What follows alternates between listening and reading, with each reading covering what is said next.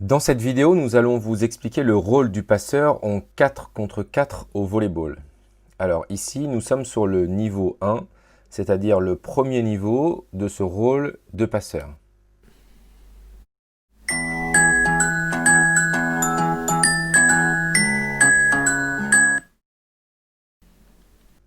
Voici l'organisation de départ. Nous avons les joueurs A, B et D qui sont des joueurs avant. Et nous avons le joueur C qui est un joueur arrière. Dans ce niveau 1, tous les joueurs sont des passeurs, c'est-à-dire lorsque l'on se retrouve devant au milieu, c'est-à-dire en poste 3, on a le rôle de passeur.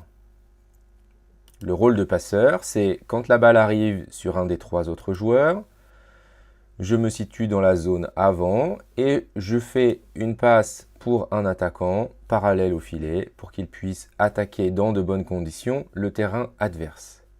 Sur cette situation, c'est le joueur A qui est le passeur. Lorsque l'équipe va effectuer une rotation, ce n'est plus le joueur A qui est le passeur, mais le joueur D qui se situe au centre du terrain et donc en poste 3.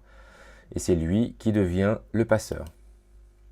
Lors de la prochaine rotation, ce n'est plus le joueur D, mais le joueur C qui devient le passeur.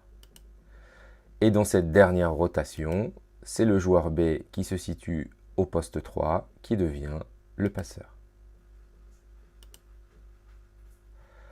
Ainsi de suite, à tour de rôle, les joueurs ont le statut de passeur.